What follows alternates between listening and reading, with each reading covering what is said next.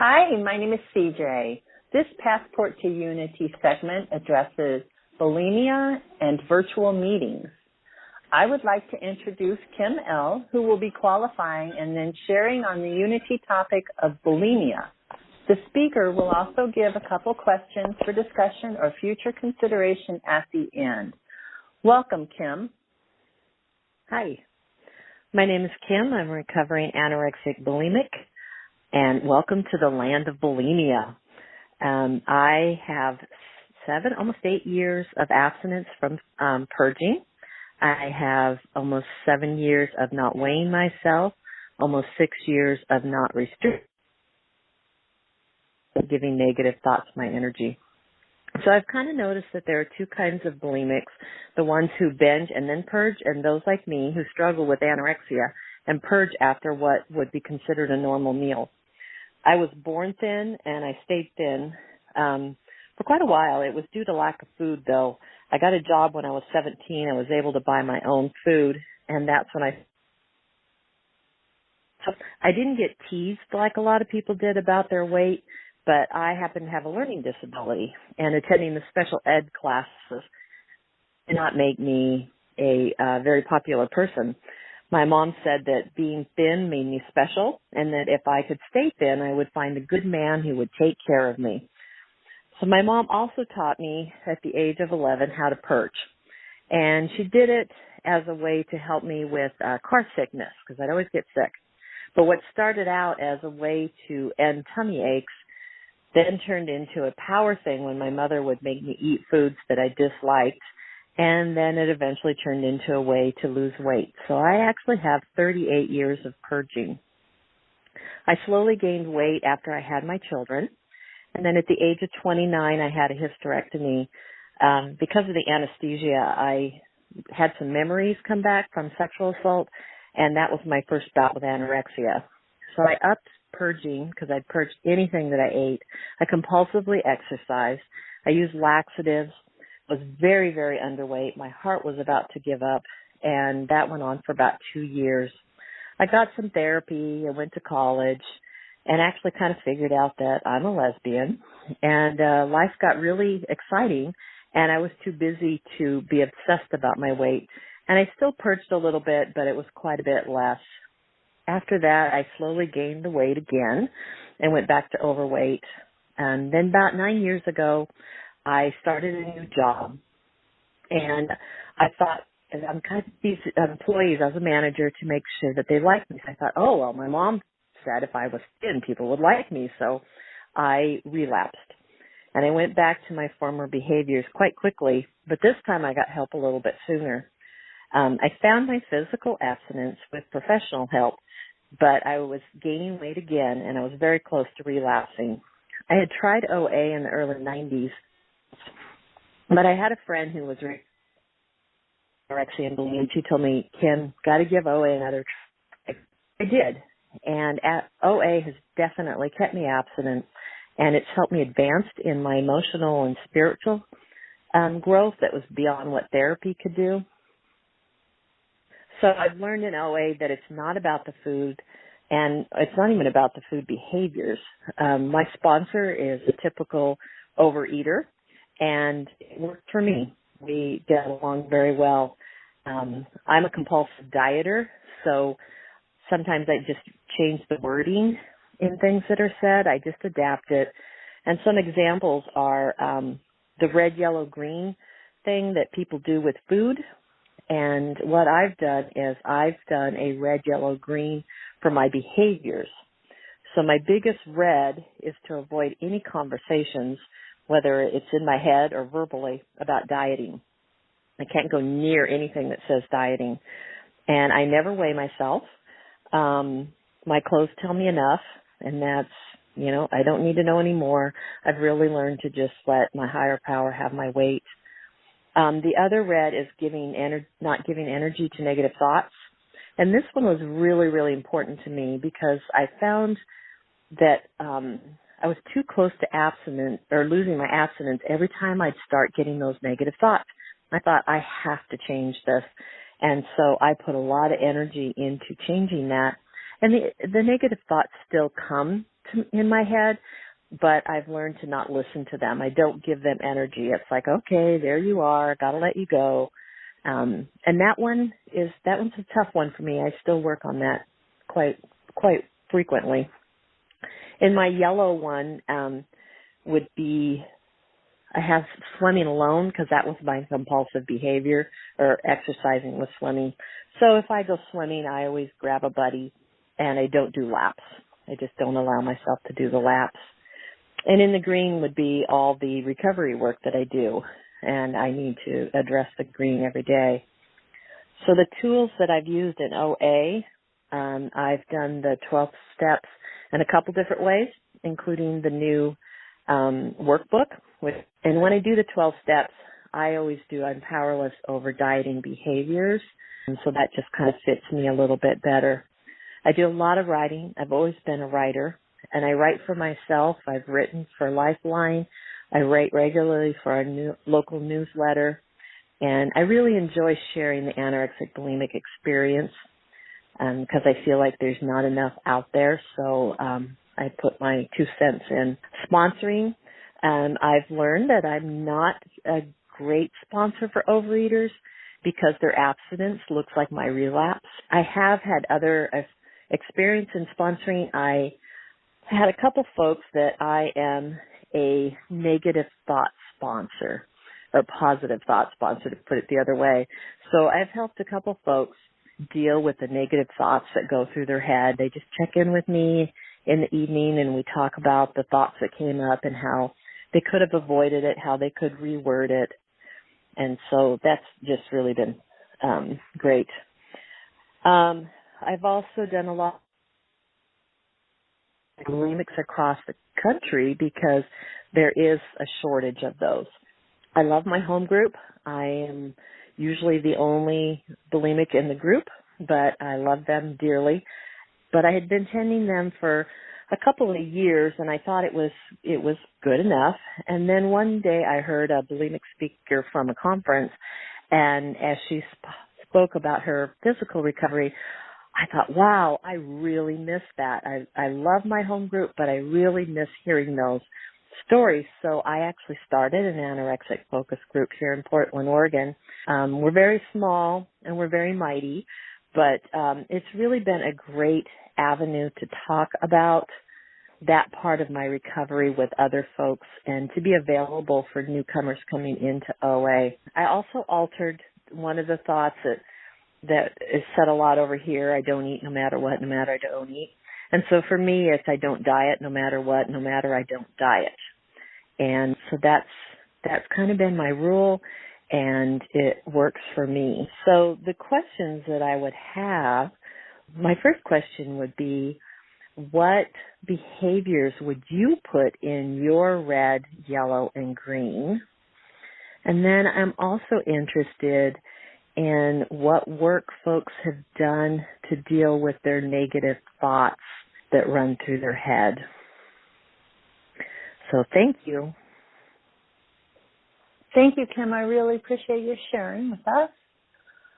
Next, I would like to introduce Dora P., who will be qualifying and then sharing on the unity topic of virtual meetings. Dora will also give some questions for discussion or future consideration at the end.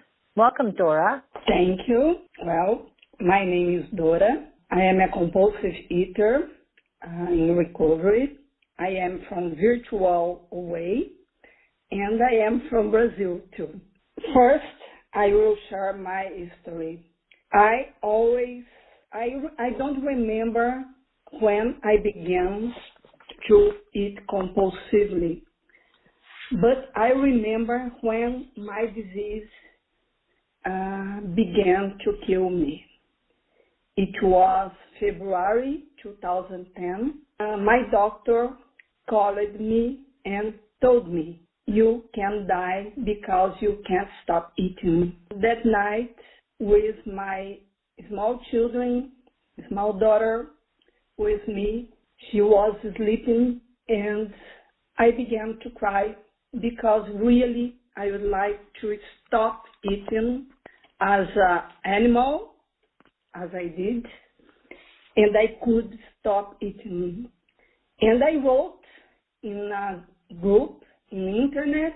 It wasn't an OA group. And I wrote that I needed to stop eating, that I would like so much to stop eating, and I couldn't. The help came because someone wrote me, sent me an email talking about OA and the existence of OA online meetings here in Brazil. The face-to-face meeting that was near my city was more than 200 kilometers. Then it was impossible for me, and I went to the virtual meetings. It's impossible to describe the happiness and the relief that I felt when I went to my first meeting, and I could hear people talking about things that I did all my life, and I had shame. I had stolen food from fridges. I ate sweets alone. I broke endless promises to stop eating sugar. I ate food all the time, cakes all the time. I knew that the food was killing me, and I couldn't stop. And when I went to that first meeting, someone shared about step 1. If you have any problem with the food, you can't eat. And I became abstinent. In that first meeting, a virtual meeting, I became abstinent. I lost more than 100 pounds in 2 years, and my life in a way is about virtual meetings. Since I became abstinent, I began to give service in my virtual meetings.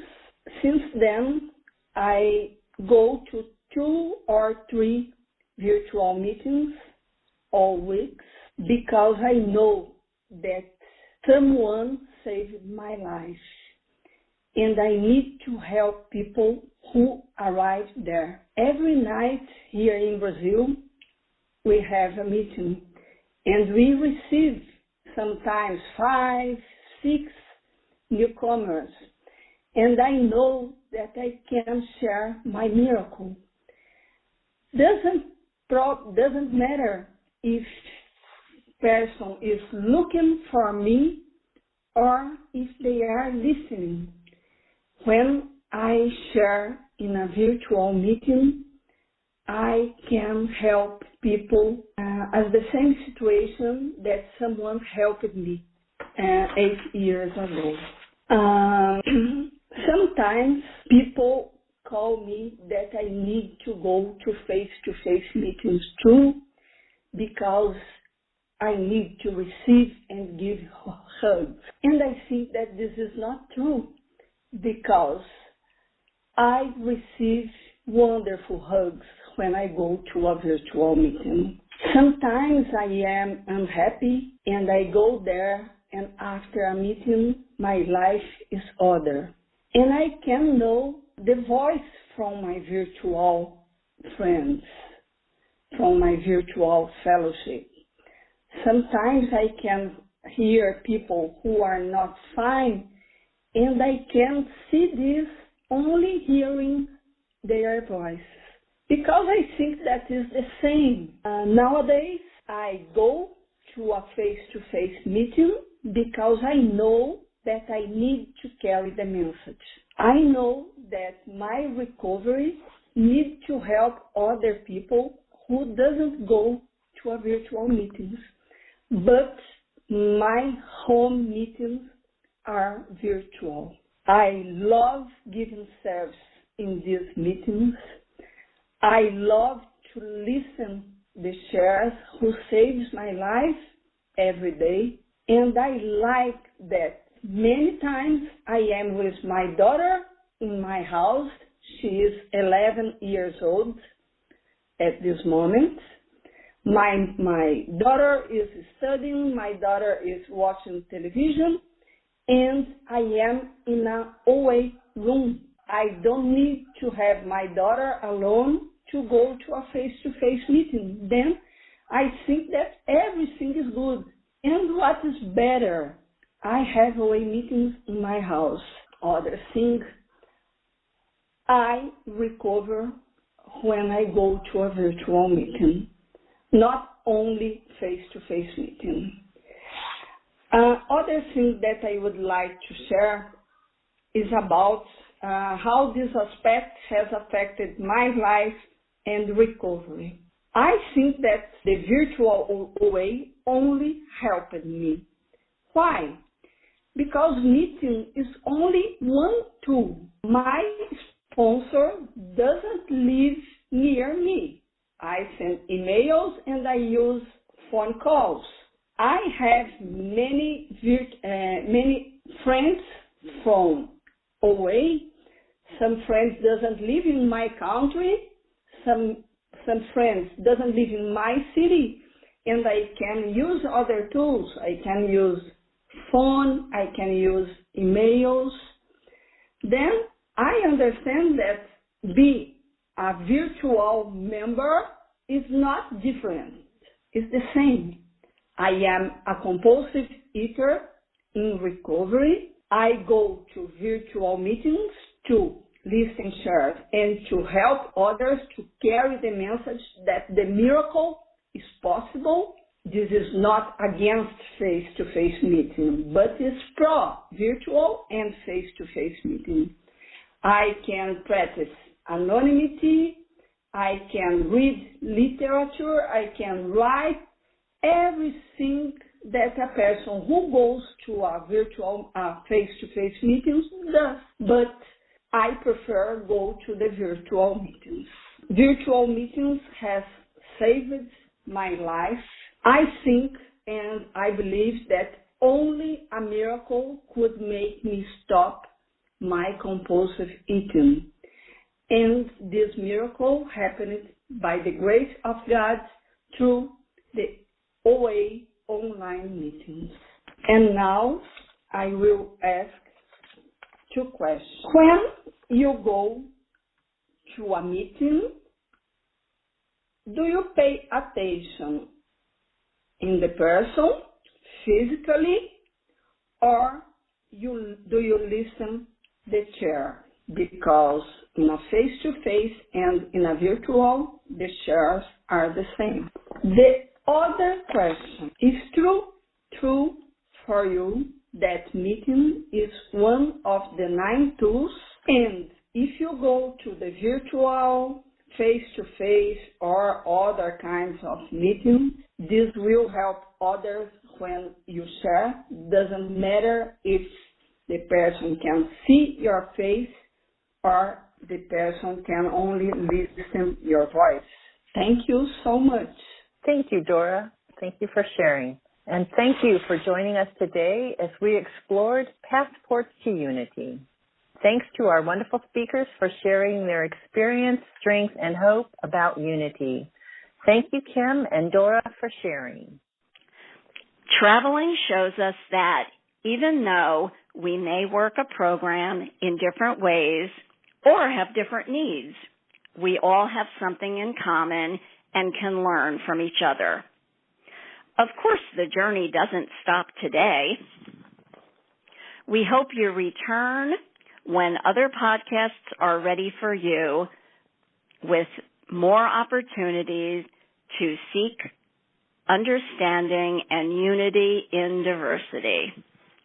Unity with Diversity Statement.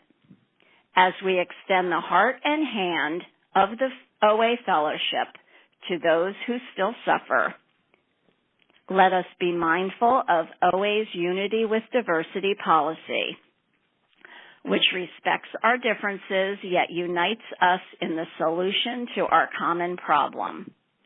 Whatever problem you may have with food, you are welcome at a meeting, regardless of race, creed, nationality, religion, gender identity, sexual orientation, or any other trait.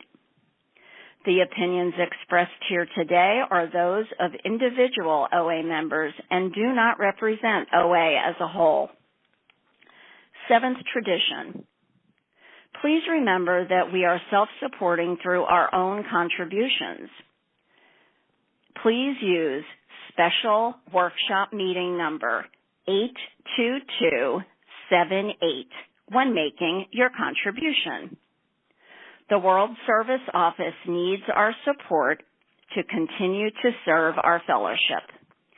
Go to www.oa.org and click on contributions. Thank you for helping us carry the message. Additional topics for Amazing Recovery, Passport to Unity, will be on the OA website, oa.org, as part of this series. I will close this session with the OA promise. I put my hand in yours, and together we can do what we could never do alone. No longer is there a sense of hopelessness. No longer must we each depend upon our own unsteady willpower. We are all together now, reaching out our hands for power and strength greater than ours. And as we join hands, we find love and understanding beyond our wildest dreams.